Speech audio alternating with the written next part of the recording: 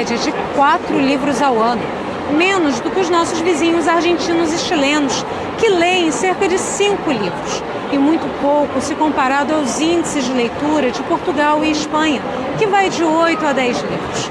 Ainda assim, o Brasil é um grande mercado consumidor, está entre os 10 maiores do mundo. E os eventos voltados à literatura, espalhados por todo o Brasil, atraem milhares de pessoas. No Caminhos da Reportagem de hoje, vamos percorrer os espaços do livro, as feiras, as bibliotecas e as livrarias. Também conhecer o Brasil que lê e as pessoas que se dedicam a divulgar o prazer pela leitura.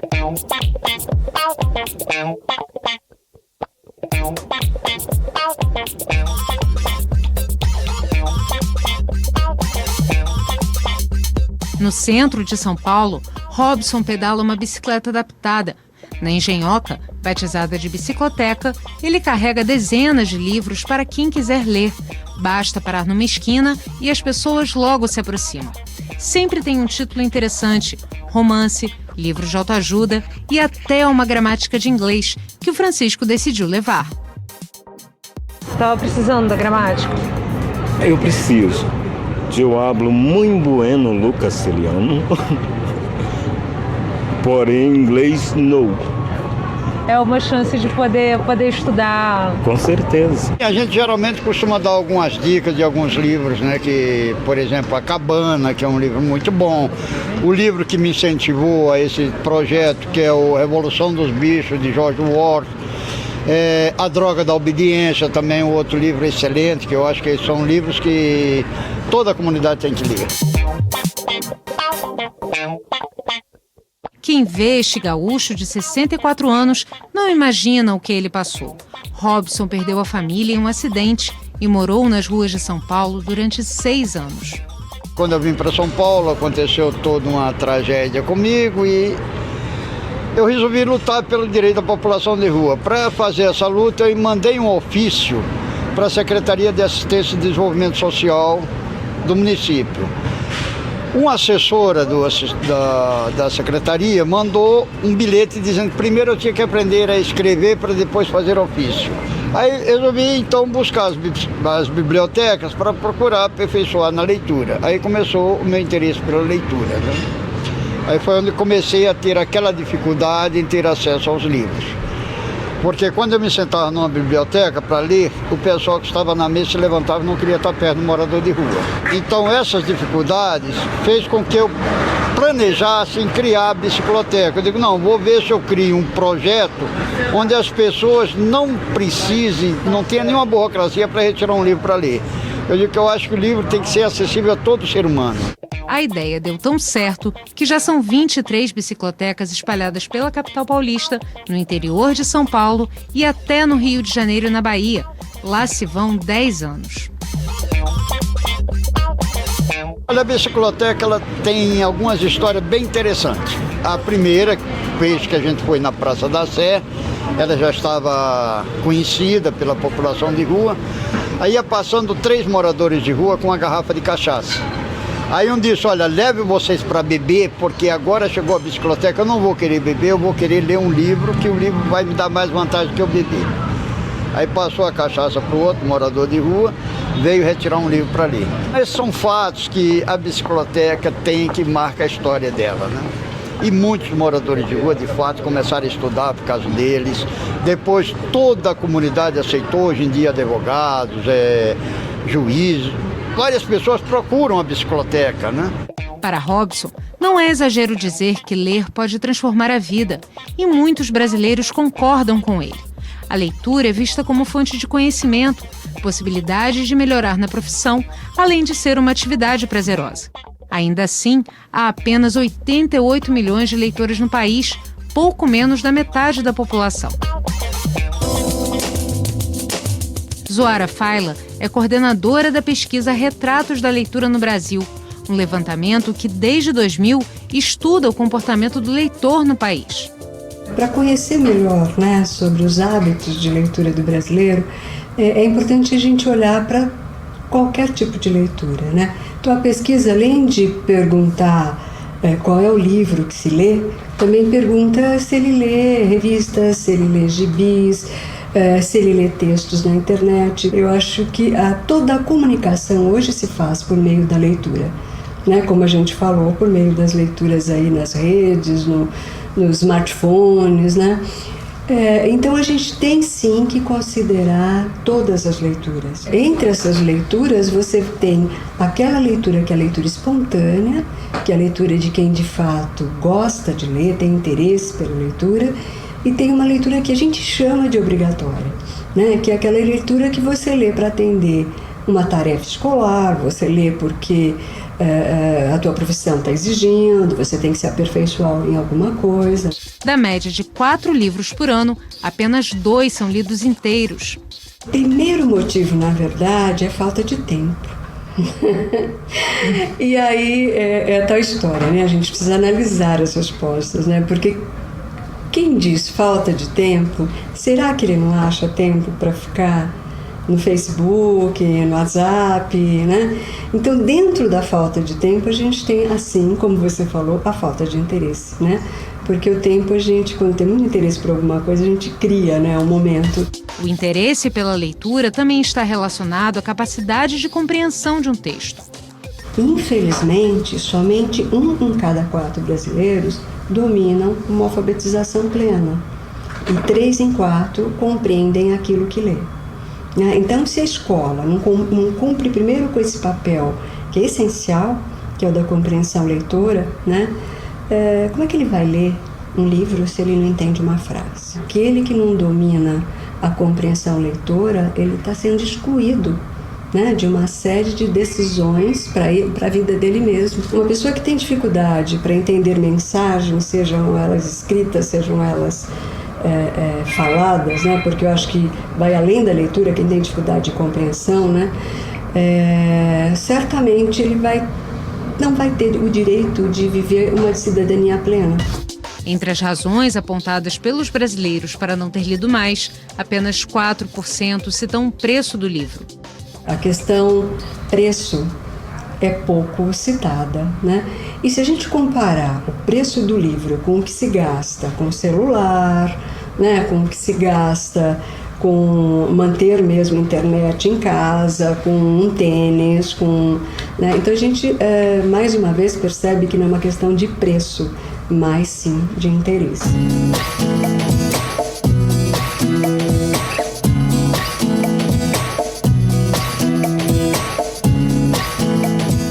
Platão diz, a primeira arte no ser humano é a descoberta da arte da leitura. Se ele for capaz de fazer essa descoberta, ele vai ser capaz de ser um bom cidadão ateniense e das cidades gregas.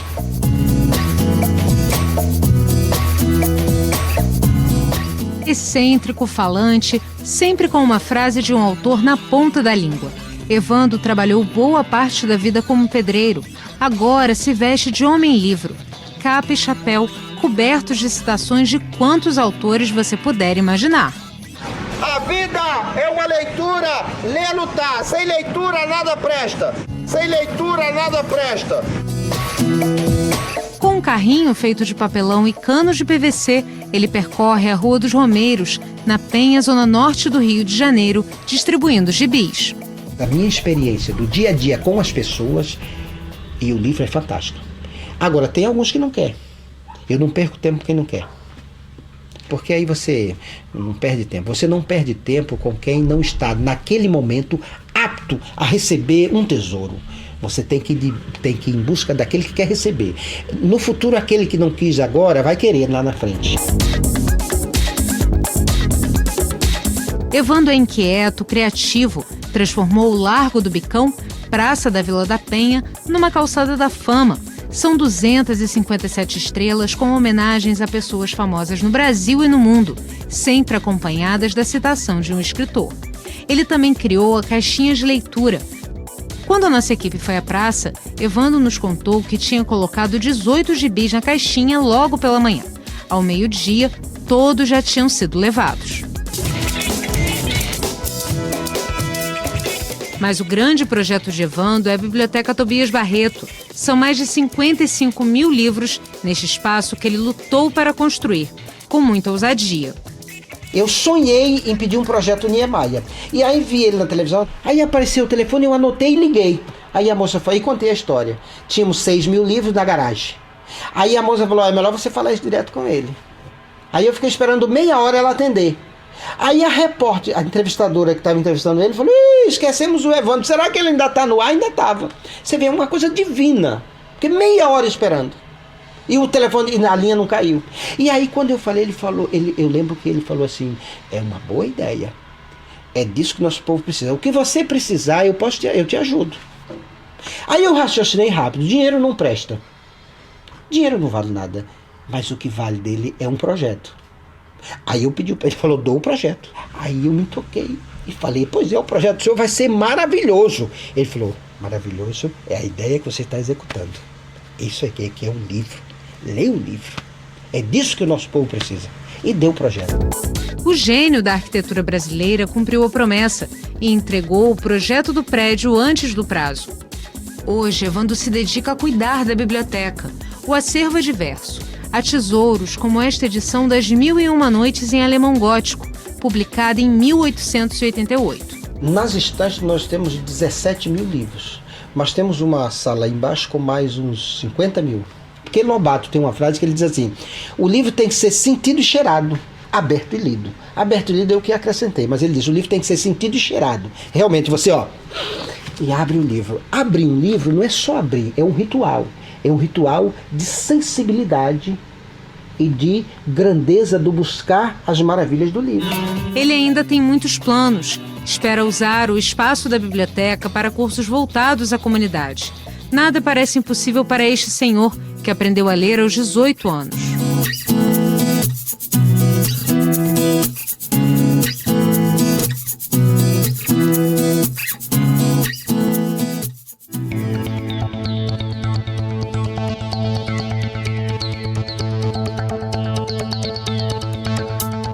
A 840 quilômetros dali, em São José do Rio Preto, no interior de São Paulo, uma menina de 10 anos também queria dividir com as pessoas o entusiasmo pela leitura.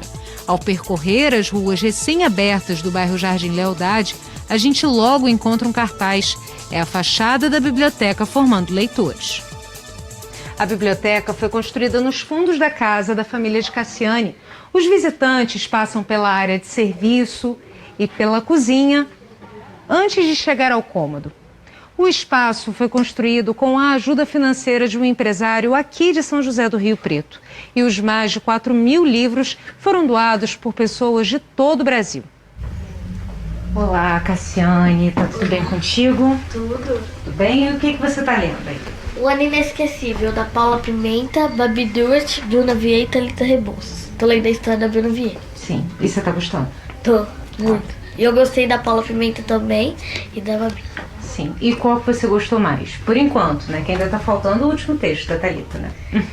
Então, eu gostei de todos, assim. Só que o que eu mais gostei foi da Paula Pimenta, que é a minha escritora favorita. Todos os dias depois da escola, Cassiane vai para a biblioteca. Se divide entre a leitura e o cuidado com os livros.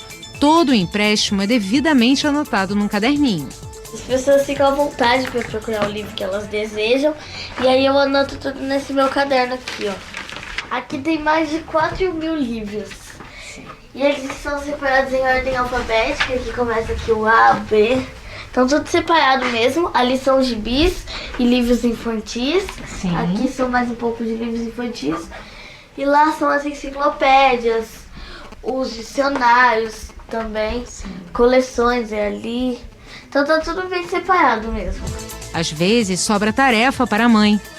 Não sei se ela falou pra você, se demora para entregar, ela faz eu ir na casa para ver o que tá acontecendo para pegar o livro. Desde o começo a gente apoiou ela, né, porque ela sempre quis mesmo, eu não sei, sempre, desde quando ela começou, que ela aprendeu a ler, a escrever, ela sempre falava que queria ter uma biblioteca. Mas a gente nunca imaginava que fosse tão rápido, né, que ela ia conseguir. Tudo começou com um desafio em sala de aula. A professora e hoje amiga, Maria Cristina, incentivou os alunos a tomarem nota de todos os livros que lessem. Cassiane já tem mais de 500 na lista. Começou aos 7 anos de idade, mas eu aprendi a ler aos 4 anos. Foi aí que eu entrei no 2º ano com a professora Maria Cristina. E aí ela incentivou todas as crianças da minha sala a ler, a anotarem os livros que a gente escreve. Aí eu ganhei essa agenda da coordenadora da minha escola e eu comecei a anotar todos os livros que eu li.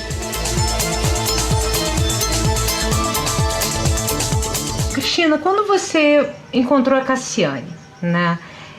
O que você achou, assim, o que você viu nela que era diferente dos seus outros alunos? Então, a Cassiane foi minha aluna no 2º ano e eu sempre faço trabalho, a gente faz o trabalho de leitura na escola e mais ou menos no começo do ano, mais ou menos em março, a gente leva as crianças na biblioteca da escola para apresentar os livros e eles retiram esses livros e fica com eles uma semana para leitura. E o que me chamou a atenção na Cassiane é que ela pegou o livro e no outro dia ela já veio falar comigo: professora, eu amei esse livro, a história é muito bonita. Eu pedi para ela recontar a história para mim. E ela contou assim, com detalhes. E eu vi que os olhinhos dela já estavam brilhando. Eu já vi essa diferença. E ela pediu para que se ela pudesse pegar outros livros. Eu falei sim. E ela foi retirando um atrás do outro. E eu sempre peço para as crianças catalogar, pegar uma agendinha e colocar o livro, o título, o autor. E ela fez certinho. E ela cada vez mais aumentando. E as crianças vendo isso também começaram a ler. E foi aquela troca de experiência de leitura e contando a história. Então foi uma coisa assim, ela povoou, ela compartilhou. Eu percebi que quando a gente lê, a gente ganha criatividade, melhora o nosso vocabulário, a gente melhora na escrita também. Então é tudo isso. Eu fico muito orgulhosa. Isso aí é a melhor recompensa que um professor pode ter. De ver porque a gente vai plantando as sementes, entendeu?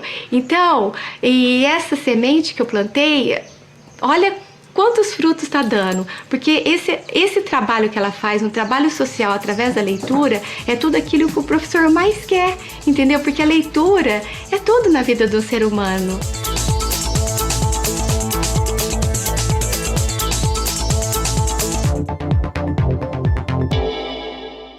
No próximo bloco, as feiras e festas do livro, eventos que reúnem milhares de pessoas. E o papel das bibliotecas e livrarias brasileiras no incentivo à leitura.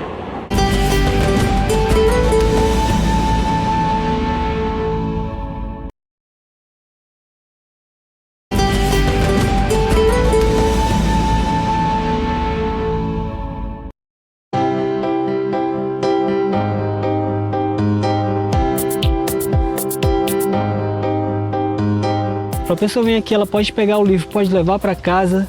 Se quiser ler e devolver, pode, é o que a gente pede, né?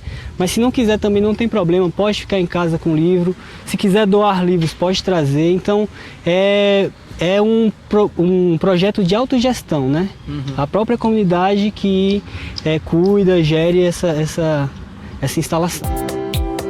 O produtor cultural Lucas Rafael criou o projeto Refresque Ideias em 2014.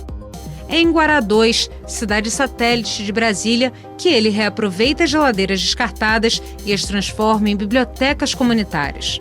A geladeira, ela naturalmente é um produto, né, do nosso tempo, assim, da indústria para conservar coisas, né? E um grande lance é porque ela tem essa borracha que isola, né? A paixão pelos livros começou na infância, no ambiente familiar. Desde criança eu sempre fui muito influenciado pelos meus pais, pela minha mãe, né? Pelos meus avós. A gente tinha uma biblioteca em casa, então ela sempre está lendo. Por conta dessa influência, né? Por ser educador também, né? Eu resolvi doar alguns livros que eu tinha em casa e fazer essa instalação. As geladeiras são sempre grafitadas por artistas da comunidade para fortalecer a cultura local. Se você simplesmente instala uma geladeira aqui, as pessoas vão olhar e vão estranhar, mas o que é uma geladeira, né? É lixo. Mas se você faz uma pintura, você evita que alguém venha fazer um ato de pichação, né? Você evita que alguém venha, sei lá, depredar, dar uma voadora na geladeira. Então, Por isso a importância do grafite, né? Dessa arte contemporânea nossa. Eu sempre venho buscar livros aqui, Aventuras de Tintim já achei aqui, já achei poesia, já achei Anjos e Demônios, vários livros que o pessoal vem aqui e deixa simplesmente para outras pessoas terem o conhecimento.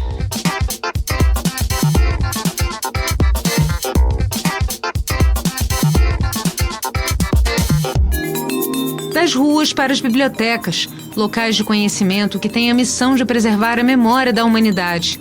E a Biblioteca Nacional é o melhor exemplo que temos deste conceito. Aqui há mais de 9 milhões de itens, entre livros, publicações e objetos históricos. E é também onde está o maior acervo de obras raras do Brasil. A Biblioteca Nacional ela é a primeira, né? Ela foi criada, ela é herdeira da Biblioteca Real Portuguesa, e ela foi criada em 1810. Portanto, ela é mais antiga que o próprio país. O país foi inventado em 1822, a biblioteca já estava estruturada. É uma biblioteca que veio para o Brasil com 60 mil exemplares, era uma das maiores bibliotecas do mundo naquela época. E quando a gente fez a independência e houve o reconhecimento em 1825, a biblioteca permaneceu no Brasil. Ela poderia ter sido devolvida para Portugal, mas houve uma decisão de começar o país com uma biblioteca. Essa biblioteca, ao longo do tempo, ela que era uma biblioteca europeia, era representativa da cultura europeia do século XVIII, início do XIX, ela vai se abrasileirando ao longo do tempo, que ela vai incorporando coleções, doações de colecionadores, de bibliófilos, grandes bibliotecas, né? E a partir do século XX, com a lei do depósito legal, que determina que todo livro publicado no Brasil, um exemplar tem que ser depositado na Biblioteca Nacional, ela se consolida como biblioteca nacional, apesar disso, tendo um núcleo europeu e internacional muito forte. Mas ela se nacionaliza quando ela passa a ser a guardiã da bibliografia nacional. Isso é que dá o caráter especial dela. Eu acho que por muito tempo a biblioteca teve um papel fundamental, que é o guardião mesmo, né? O guardião de tudo que a humanidade produziu como conhecimento. Isso foi fundamental. A gente só tem hoje a possibilidade de resgatar toda a história da humanidade, tudo que a humanidade produziu, por conta de bibliotecas que vêm desde Alexandria e que tiveram esse papel, de guarda, de preservar. Então é uma ponta fundamental do sistema de estímulo à leitura em qualquer país. Tanto é que nos países avançados a quantidade de bibliotecas públicas é inacreditável, por quarteirão, por bairro, porque entende-se que é a ponta de captação de leituras e de formação do hábito de leitura. Há 6.102 bibliotecas públicas em todo o país. Os estudantes são os que mais frequentam. Mas os números preocupam. A última pesquisa Retratos da Leitura no Brasil mostrou que 75% dos brasileiros nunca visitaram uma biblioteca. O desafio é atrair esse público. Nós aqui estamos enfrentando essa dualidade, Quer dizer, guardar e dar a ver, de várias maneiras. Uma delas é apostar nas plataformas digitais, quer dizer, criar bibliotecas digitais.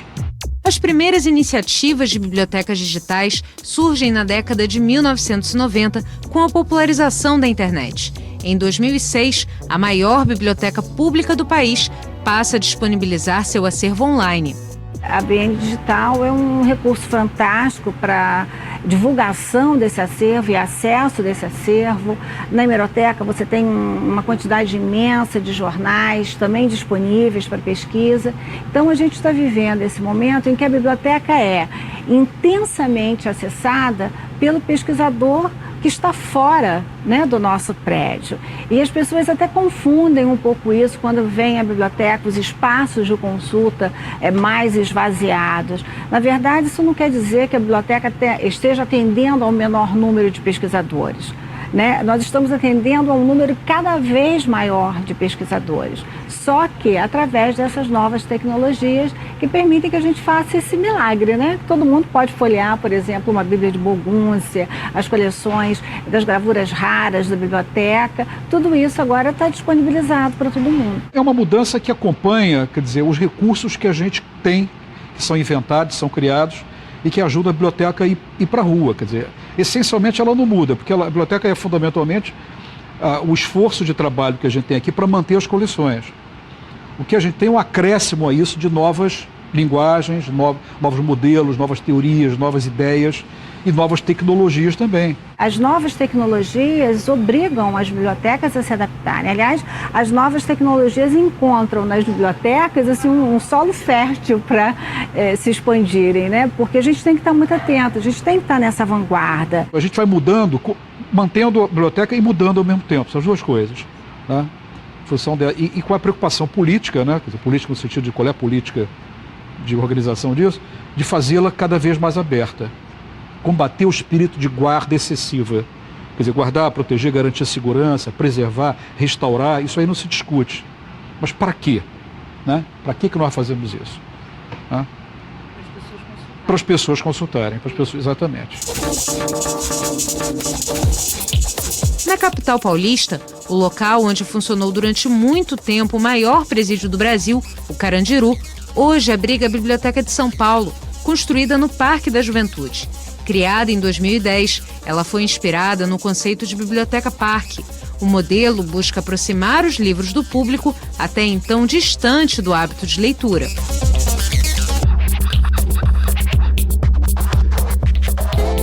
Desenvolvimento social e enfrentamento à violência urbana.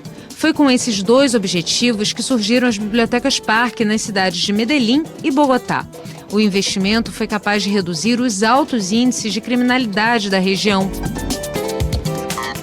Inspirada na experiência colombiana, o estado do Rio de Janeiro abriga atualmente 4 bibliotecas parque. Na Rocinha, zona sul da cidade, em Manguinhos, na zona norte, e no município de Niterói, na região metropolitana.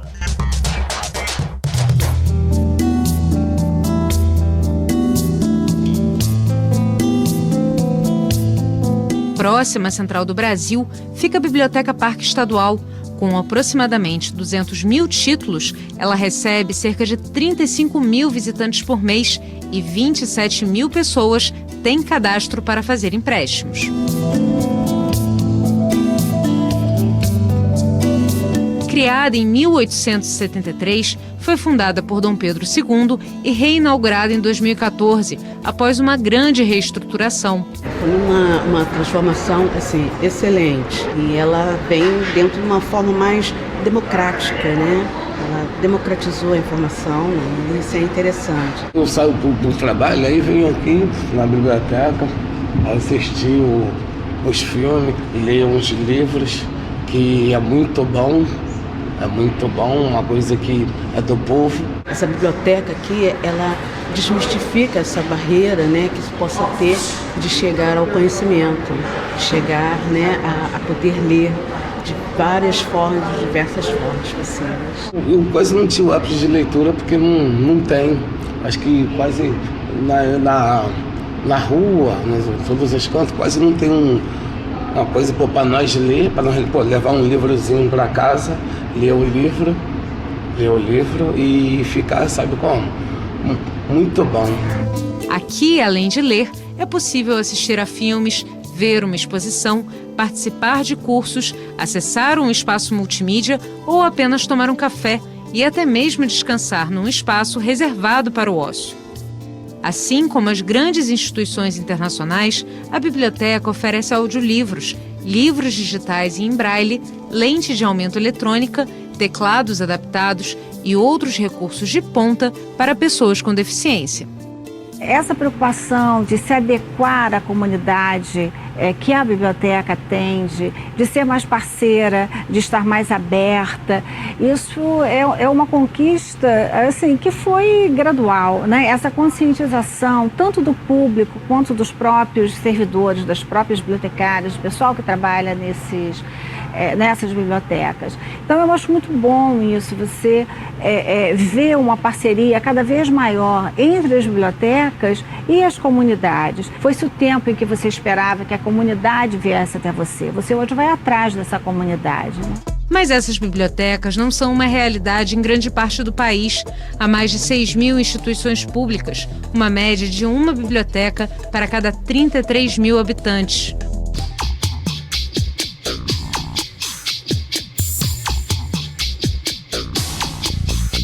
Nesse vazio, as livrarias das grandes capitais ganharam espaço. Logo na entrada, os lançamentos disputam a atenção dos visitantes. Eles estão ao alcance da mão para serem folheados. A livraria hoje é mais do que um local de compras. É o espaço em que as pessoas têm contato com os livros. Elas podem se sentar para ler, pesquisar novos autores e experimentar o livro antes de levá-lo para casa.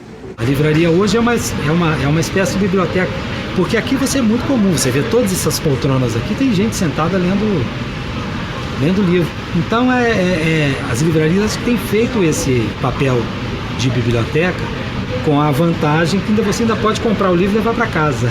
A forma como os livros estão expostos, a forma como eles estão bem iluminados, a forma como tem uma musiquinha gostosa e um convite para sentar numa poltrona e para tomar um café, para você encontrar amigos. Isso faz com que é óbvio que esse o grande papel de inclusão, né, da população ao mundo da leitura, ao mundo da cultura, isso é uma coisa que é uma política de governo, uma política educacional, mas as livrarias têm um papel e elas estão fazendo isso muito bem. Você acha que de uma certa forma uma livraria nesse formato, ela substitui um pouco o que a gente fazia antes numa biblioteca, por exemplo? Talvez, né? Porque esse fetiche da compra, né, tá aí no inconsciente das pessoas, né? Mas isso, com um livro, né, acho que você está adquirindo um conhecimento, é muito interessante você... Aí isso atrai, né, as pessoas a virem aqui, essa coisa às vezes da compra, acaba atraindo para uma coisa só de um encontro, né, casual, você vê, como você disse, numa biblioteca, você pega, dá uma lida, não necessariamente compra, vai, depois volta, dá mais uma namorada nele e tal. A gente brinca, o espetáculo do encontro do livro com o leitor, né? Isso é muito bonito, isso se dá nas livrarias, que hoje estão com essa característica de proporcionar esse ambiente, né? Esse espaço físico, ele é muito gostoso, né? Para quem gosta de ler, para quem... Tudo bem, você pode entrar na internet e procurar qual é o último lançamento. Mas uma coisa é você ir na internet, olhar o último lançamento, uma resenha, quem é o autor. Outra é você ir na livraria, abrir o livro, né? Manusear esse livro, olhar para as orelhas e fazer uma leitura, né? Sentar num sofá, que hoje as livrarias possibilitam isso, ler um trecho do livro. É um contato e um prazer muito diferente. Então, eu acho que esses espaços gostosos, lúdicos, atraentes, eles têm um papel, sim, nessa venda de livro, né? Nesse comércio e nessa aproximação do leitor com o livro, né?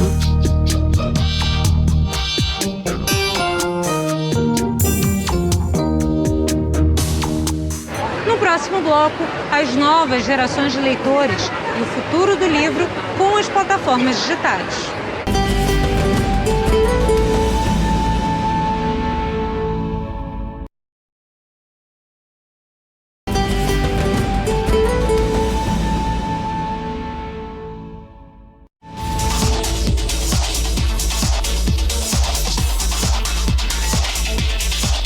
O livro é o personagem principal de uma série de encontros que movimenta a economia de pequenas cidades em todo o Brasil. No último ano, foram cerca de 300 eventos literários, entre feiras, circuitos e salões de livro. Eles ganharam espaço na última década e hoje são vistos como uma forma de incentivo à leitura. O objetivo das festas literárias é um objetivo de conteúdo, é de aproximação do autor com o leitor. O que é bacana é que elas transcendem o espaço específico, né? Porque elas estão na mídia. Sem dúvida, né? Essas grandes festas, né? Da literatura, do livro, isso contagia. Aceita nada, com todos. Obrigada às livrarias. E aqui eu pergunto, nasceram os fados? A feira mais conhecida atualmente é a Flip, Festa Literária Internacional de Paraty, no estado do Rio de Janeiro. Desde 2003, ela já trouxe ao Brasil autores renomados como Eric Hobsbawm, Robert Crumb e Paul Auster. Em 2015, reuniu cerca de 25 mil visitantes. Não à toa, é considerada a mais importante da América Latina. Eu acho que é uma conquista do Brasil, da cultura brasileira, de ter um grande espaço nobre da literatura brasileira, da literatura estrangeira, do debate intelectual, e um debate que é feito de maneira agradável. A Flip teve esse mérito assim, dela ser um agente divulgador, glamourizador do livro como nenhum outro. É muito legal, porque tem a ver com cultura, com música e acho que é muito legal. Eu também gostei muito das atividades para as crianças, assim, né? Que tem uma parte muito legal para as crianças, os bonecos, né? Então, assim, da leitura para instigar mesmo as crianças à leitura. Além da programação principal, eventos paralelos tentam ampliar o alcance do encontro. Na última edição, autores convidados para a Flip visitaram escolas da rede pública da região. É uma forma de aproximar os livros de quem tem menos acesso a eles.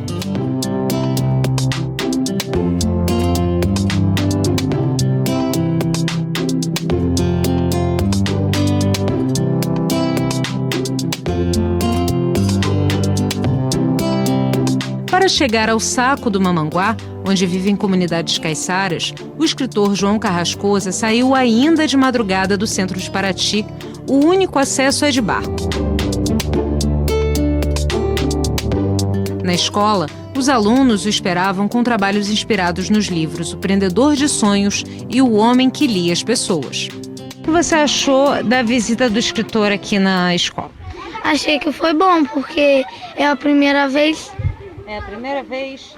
E você já tinha conhecido algum escritor de perto? Já tinha ido lá na Flip? Já tinha conhecido alguém assim? Não. Você já tinha lido algum livro dele? Já li 2. E o que você achou? Achei muito bom, legal. O que você mais gostou? Assim, qual livro que você mais gostou? Foi O Prendedor de Sonhos, que eu mais gostei. Foi um momento inesperado, mas muito sublime, né? Muito bonito, porque a gente foi para o encontro com alunos de uma escola, um lugar tão distante que você não imagina que seu livro vai chegar lá, mas ele chegou e as crianças leram e as crianças se alimentaram do livro, te retornando com ideias sobre a história, com objetos artísticos relacionados à história. Enfim, ela criou um novo texto também, né? Mas um novo texto dentro da vida delas. E é importante para a gente ver, né? O quanto que também há de disposição e por vezes de sacrifício para ir em encontro ao mundo da literatura, não só, mas também, sobretudo, maior, o mundo da educação.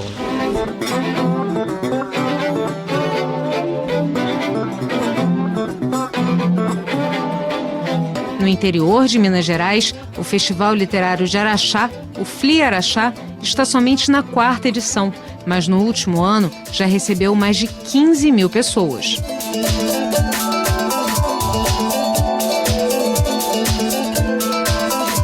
Para mim é um privilégio, assim, estar em contato com o leitor diretamente, porque eu venho de uma geração que está muito na internet e meu livro passou a ser conhecido por causa da internet também. Então é para mostrar para o leitor que eu existo e para os leitores me provarem que eles existem também. Então é uma troca real, assim. Por isso que eu gosto muito de estar presente nesses eventos literários que são fundamentais para a cultura e para a sobrevivência da literatura no Brasil e no mundo, assim. Hoje, mais do que nunca, eu vejo a necessidade da gente poder levar a literatura, levar as pessoas a ler, levar as pessoas a aprender. Quanto mais a gente fizer isso, melhor para esse nosso Brasil, melhor para esse mundo. E a gente veio aqui falar que a gente adora ler, que a gente adora escrever e que quanto mais a gente fizer isso, melhor para a gente. E eu acho que o FLI Araxá é um exemplo aí que tem que espalhar, pois FLI em tudo quanto é lugar.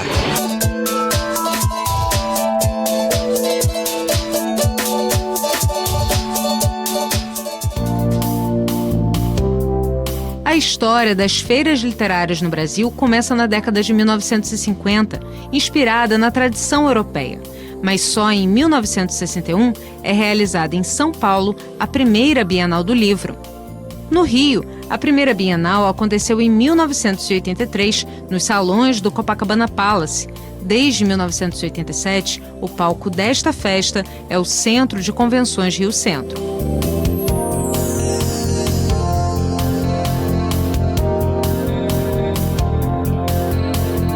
O O evento costuma atrair uma multidão que percorre os pavilhões em meio a centenas de estantes de editoras e livrarias. Na última edição, foram mais de 670 mil visitantes, num espaço de 80 mil metros quadrados. Super interessante. Cada estande que entra, dá vontade de comprar cada vez mais. Foi uma experiência incrível, a cada estande que eu entro é assim, uma surpresa. No final dos anos 1990, a Bienal passou a investir na programação cultural, com a criação de encontros para debate, como o Café Literário. A iniciativa deu resultado. Na última Bienal, foram pelo menos 7 espaços dedicados a um público que quer ficar mais perto do seu autor preferido. Na verdade, eu não sei se foi a Bienal que mudou sua cara, ou se foi a cara do leitor que mudou e acabou empurrando a Bienal para se abrir para novos eventos. Você tem um showroom de todos os editores, com seus catálogos, os grandes autores. Hoje em dia você tem os autores celebridades que atraem multidões de pessoas. Isso eu acho inacreditável. Quer dizer, eu acho que assim, é um momento de revigoração, de você estar lá junto com o leitor, você ficar dentro do teu stand, vendo as pessoas manuseando, pegando, comentando. Né? A gente fica aqui no nosso escritório tentando adivinhar o que as pessoas querem ler e de repente você tem essa oportunidade de ver isso acontecendo. Na Bienal, a forma como os livros são expostos e a presença de autores famosos encantam sobretudo os novos leitores. Eu costumo dizer que numa Bienal o livro é o personagem principal, né? É a festa do livro. E uma criança que entra nesse ambiente, né, ela vai sentir que livro é importante. Né? Vai ficar isso na memória dela. Ter uma festa, ter um espaço como esse, todo mundo aqui, né, festejando o livro. Então, né, eu acho que aquela ideia, livro é chato, livro é ruim, livro é tarefa escolar, é possível que nesse ambiente se quebre e ele perceba que, essa criança perceba que livro não é só isso. O público é diversificado de todas as idades, mas a maioria dos visitantes da Bienal hoje, 56% deles, tem entre 15 e 29 anos.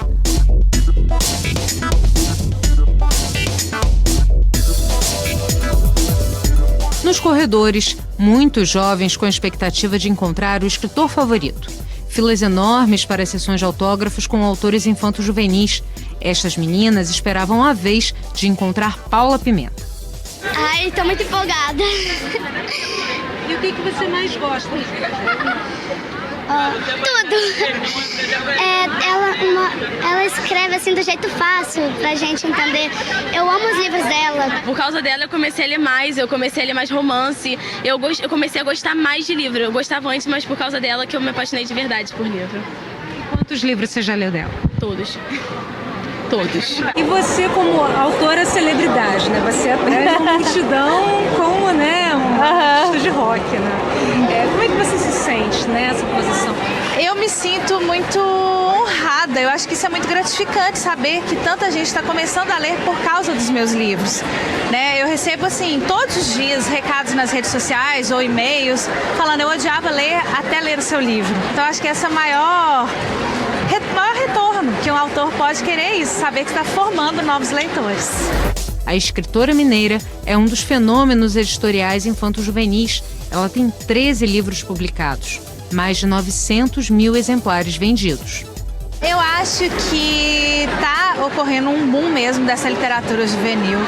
Eu acho que os jovens estão descobrindo que ler é gostoso. Tinha, sim, um certo preconceito, porque as pessoas cresciam achando que ler era chato porque era obrigatório para a escola. Existia essa crença. Eu acho que é isso que é o erro. As pessoas têm que realmente descobrir o gosto pela leitura na infância, na adolescência, porque não é depois de adulto que vai adquirir. Isso é raro quando isso acontece. Os fãs acompanham a escritora nas redes sociais. Ela usa as ferramentas digitais como um termômetro para as histórias.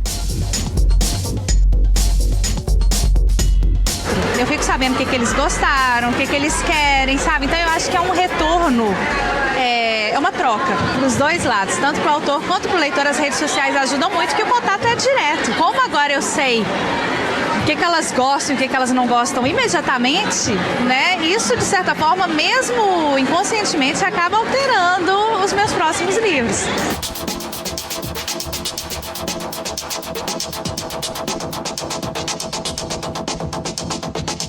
Uma aposta das editoras na última Bienal foram os espaços voltados para os livros digitais, mesmo com o mercado ainda tímido. 82% dos leitores nunca leram um e-book. Tem um lado que eu acho fascinante, que vem com livro, com e-book, com livro digital, que é o acesso, né? Eu acho que ele facilita muito o acesso, né? Se a gente pensar, por exemplo, em quem está estudando, né? Nos universitários, eu acho que a possibilidade de você levar uma biblioteca para estudar dentro de um pendrive, de um tablet, quer dizer, isso é incrível. A grande revolução do livro digital é acesso, porque você tem 3 tipos de acesso aí. Primeiro, o acesso geográfico. Para você ter uma ideia, um livro demora do Rio de Janeiro, quando uma editora manda para uma livraria em Brasília, chega a demorar 1 semana para chegar. Assim, isso 2 grandes capitais. Então você tem um acesso geográfico. Em 30 segundos você baixa um livro e você consegue ler na hora, né? O segundo, acesso econômico. O livro digital é mais barato que o livro físico. E o terceiro é o acesso para quem tem dificuldade de leitura. E um livro digital é muito fácil você aumentar a letra, então você gera esse acesso também. A questão de gostar mais da leitura em suporte papel, suporte digital, também eu acho que é alguma coisa que tem muito a ver com essa familiaridade com a tecnologia ou não. Né? Então, se você olhar para a população mais adulta, ela vai dizer, eu gosto do cheiro do papel, eu gosto de folhear, eu gosto de anotar, eu gosto de sentir o peso do livro. Né? Então, tem uma relação quase que afetiva com esse objeto livro, né? Quase que eu preciso ter a posse dele para eu sentir que ele é meu objeto de leitura, né? E quem tem essa facilidade mais com a tecnologia, eu acho que vai sentir mais prazer em ter essa possibilidade de marcar, de gravar o que leu, de guardar no seu arquivo. Quando surgiu o livro digital, tinha muita gente que dizia vai acabar com o livro físico.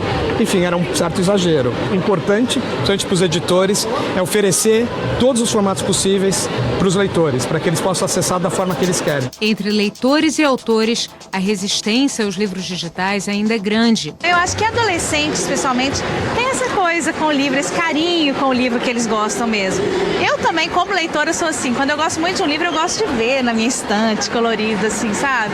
Até leio livros digitais, mas eu acho que não tem nem a metade da graça de ler um livro físico. Eu sou dos anos 80, então eu prefiro o livro, né, a obra em si, do que digital. Não consegui ainda adotar, quem sabe, né, daqui a alguns anos eu adote essa tecnologia, né, fica mais fácil, mas eu ainda prefiro o tradicional do livro, né, a obra mesmo em si.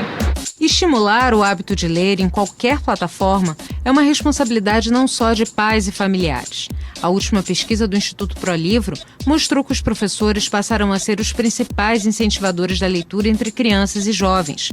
Pequenas ações individuais que mostramos aqui são importantes, mas a participação do governo é fundamental para nos tornarmos um país de leitores. O Plano Nacional do Livro e da Leitura é fruto de um debate que envolveu representantes de toda a cadeia produtiva do livro entre 2005 e 2006. Desde 2011, suas diretrizes norteiam as políticas públicas voltadas para a leitura. Nós entendemos que qualquer superação do nosso atraso na área da leitura só vai ser possível se tivermos como um dos alicerces a cultura e a educação trabalhando em conjunto. Não basta apenas alfabetizar na escola. Nós temos que continuar a leitura em todos os ambientes sociais em que o ser humano, o brasileiro, está. Só o Estado brasileiro não tem como segurar também essa tarefa. É dele, claro, a principal obrigação. Mas mais do que o Estado, nós vamos contar com a sociedade. Se eu sei ler, se eu sei dar o sentido às palavras, se eu entendo o conjunto das coisas, eu vou ser um cidadão melhor para reivindicar o meu direito. Eu espero que os governos, tanto o governo federal, quanto os governos estaduais e os governos municipais, percebam a função estratégica da leitura e de tudo isso que nós estamos falando aqui para o desenvolvimento da sua cidade, do seu estado e do país.